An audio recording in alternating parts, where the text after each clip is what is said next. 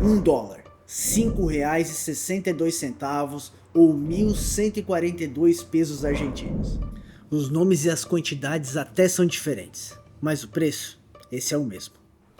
É claro que as cotações são dinâmicas. Agora mesmo esses números devem ser bem diferentes.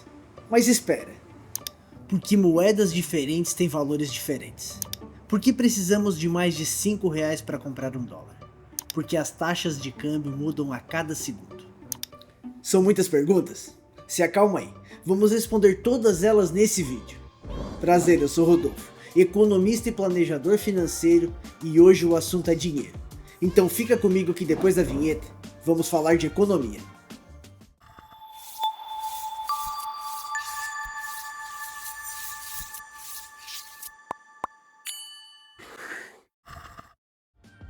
Bem-vindo ao Econômicos, onde falamos sobre economia, finanças e investimentos. Para respondermos aquelas perguntas, temos que voltar um pouco na história, antes de o dinheiro ser como o conhecemos hoje.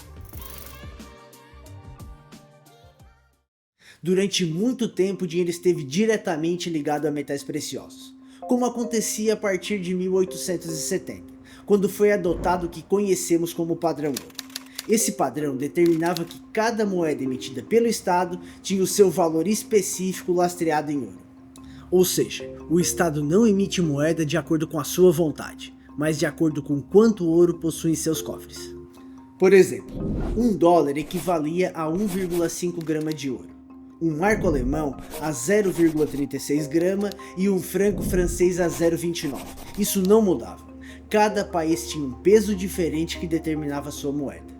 Esse sistema mantinha a estabilidade entre as moedas. É claro que podemos ver que as moedas não tinham o mesmo valor. As quantidades de ouro eram diferentes, mas também é claro que o valor de uma moeda em relação à outra também não mudava. $1 equivalia a 4,20 marcos alemães ou a 5,18 francos franceses. A cotação era um simples cálculo de quanto ouro cada moeda valia em relação a outra moeda.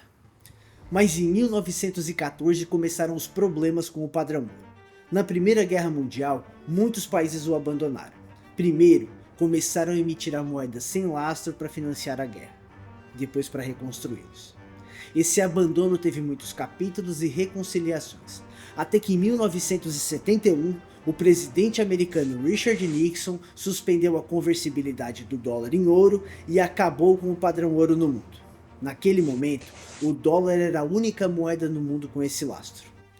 Agora, ou melhor, a partir de 1971, todo o dinheiro do mundo é fiduciário, não possui lastro. O dinheiro vale porque o Estado diz que ele vale e a população acredita. Mas quanto ele vale? Nesse momento, o que determina o valor da moeda é a capacidade produtiva, a quantidade de moeda em circulação, como o Estado honra seus compromissos e a crença das pessoas. A partir daqui, o dinheiro deixou de representar um produto, ele é o produto. Assim o seu preço se comporta como qualquer produto.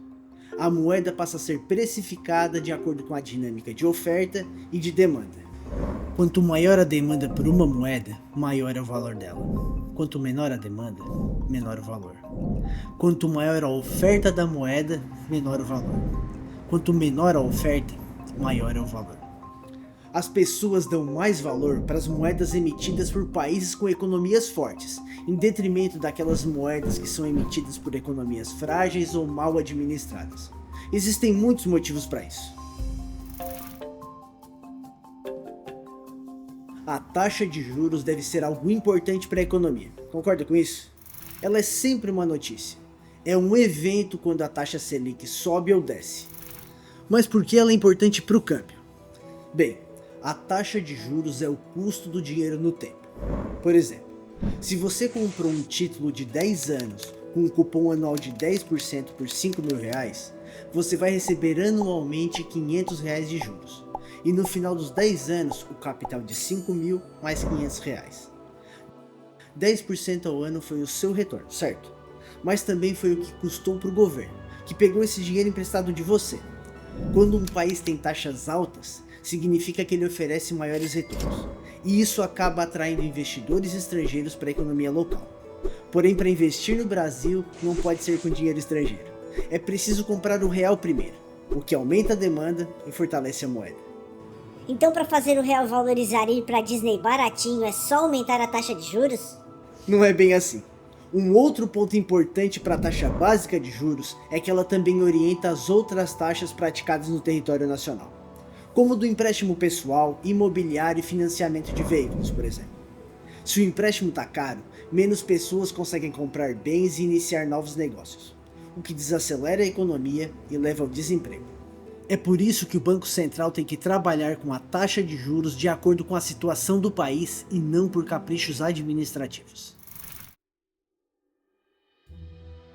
A inflação é outro ponto que influencia na cotação da moeda. Inflação é quando o dinheiro perde o seu poder para comprar bens e serviços. Para simplificar, a inflação acontece quando o governo emite mais dinheiro, mas não estimula o aumento da produção de bens e serviços. E sim, a redução do poder de compra da moeda em âmbito local interfere na cotação. Imagine você como investidor estrangeiro analisando se vai ou não investir em um país. De que adianta ele investir naquele país se a taxa de juros é alta, mas a inflação corrói todo o ganho obtido? Se a taxa nominal de juros for alta, mas a inflação também, o juro real pode ser baixo ou até negativo. Me responde, por que você correria o risco de ter um retorno baixo em uma economia arriscada se pode manter o seu patrimônio em uma moeda forte com segurança? Um outro cenário que faz a inflação ser tão assustadora para o câmbio é quando ela fica alta o suficiente para fazer a moeda perder uma das suas principais funções, a de reserva de valor. A reserva de valor é quando você mantém parte do seu patrimônio em dinheiro porque está seguro que poderá comprar outros bens e serviços com ele. Como quando você guarda dinheiro para adquirir algo, ou vende o carro ou uma casa e deixa o dinheiro lá parado, até decidir o que fazer com ele. Você tem segurança que o dinheiro vai manter o seu valor. Quando o dinheiro perde essa função, todas as pessoas querem se desfazer dele o quanto antes. Não só os investidores estrangeiros, mas a população do país não quer mais a moeda. Em um cenário onde a população não acredita mais na moeda, normalmente buscam comprar outra moeda forte, como o dólar ou o euro, para preservar seu patrimônio. Esse movimento aumenta a demanda por moedas fortes e aumenta também a oferta da moeda local, o que enfraquece ela. Um exemplo recente disso aconteceu aqui do lado, na nossa vizinha Argentina. Por uma série de decisões do governo, o preço do peso despencou. Entre 2018 e 2014, a inflação acumulada foi de 6.047%. Nesse mesmo período, o peso desvalorizou 5.047%. Em janeiro de 2018, eram precisos 18,5 pesos para comprar um dólar. Em dezembro de 2024, eram precisos 1.030. Se vocês quiserem um vídeo focado sobre a inflação, comenta aqui embaixo que a gente vai gostar muito de falar do assunto. Agora que vimos como a inflação destrói o valor do dinheiro, vamos entender por que outros fatores do ambiente doméstico também interferem na cotação da moeda. Além dos investimentos feitos através do Tesouro Nacional, os estrangeiros também investem diretamente na economia quando trazem os seus negócios para cá. Quando uma empresa decide se instalar em uma outra economia, ela precisa comprar terras, construir fábricas, pagar funcionários, entre outros investimentos. E para isso, antes precisa adquirir a moeda local, o que aumenta a demanda e eleva o seu valor. Multinacionais investem na casa dos bilhões, e isso afeta o mercado de câmbio. Mas esses investimentos também não são tão simples de acontecerem. Afinal, como uma empresa decide investir numa economia? O investidor estrangeiro é fortemente influenciado pelas condições internas do país que vai receber os investimentos. Ele considera os riscos e as oportunidades antes de alocar o recurso. É importante analisar a estabilidade macroeconômica, se tem inflação controlada, crescimento sustentável e se as contas públicas são equilibradas. Como é a segurança jurídica, o respeito aos contratos e a previsibilidade política e fiscal. Os investidores não empreendem em um país instável, que pode mudar os seus contratos ou a carga tributária de uma hora para outra. Outro ponto importante é a relação das remessas internacionais e a burocracia. Quando alguém investe em outro país, deseja poder retirar os recursos com facilidade caso deseje. Novamente, estamos falando de investimentos e resultados bilionários. A segurança é um ponto muito importante, possivelmente o mais importante. Isso mostra como o ambiente interno de um país determina a cotação da sua moeda. Um país estável, econômica, política e institucionalmente, tende a receber mais investimentos e a valorizar a sua moeda. Isso, além de aumentar a oferta de emprego e a renda da população. A balança comercial é mais um fator que contribui para a valorização ou a desvalorização da moeda. Quando um país exporta mais que importa, no caso, vender mais produtos para o exterior do que comprar do exterior, tende a valorizar a sua moeda. Essa ideia segue a mesma dinâmica que as anteriores. Quando alguém vem comprar o meu produto, tem que comprar a minha moeda. Quando eu compro a mercadoria de alguém, tenho que comprar a moeda dele. Se ele comprar mais a minha moeda que eu a dele, minha moeda se valoriza. Ao contrário, meu dinheiro é quem perde valor. Um exemplo disso está lá na União Europeia. A Alemanha é um país que registra um superávit na balança comercial de aproximadamente 250 bilhões de dólares por ano na média da última década. E esse é um dos pilares do euro.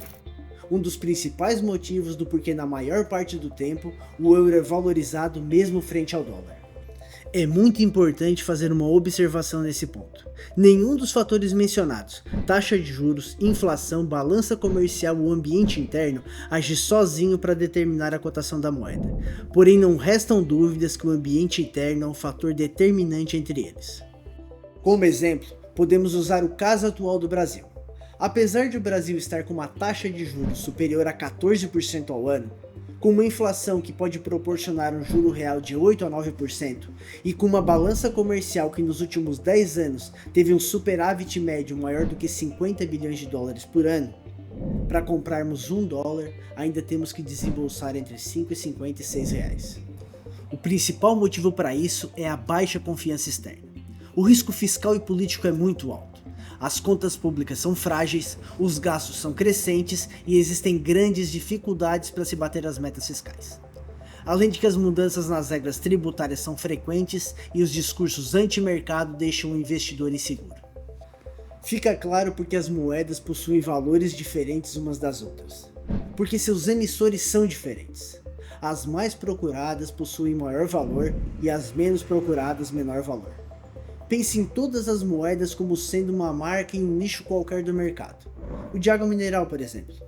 Apesar de todas terem a mesma função e utilidade, existem as mais valorizadas, as menos valorizadas e as que nem estão nas prateleiras, porque ninguém as quer. Acredito que esse vídeo tenha esclarecido muitos pontos, mas o assunto é complexo e pode deixar algumas dúvidas. Comente aqui embaixo que vou buscar responder ali mesmo ou trazer a resposta em outro vídeo. Comente também que assuntos você quer ver aqui no canal. Outra coisa, não se esqueça de se inscrever e curtir o vídeo, porque precisamos da sua ajuda para que a economia chegue até mais pessoas. Até logo, te vejo na próxima.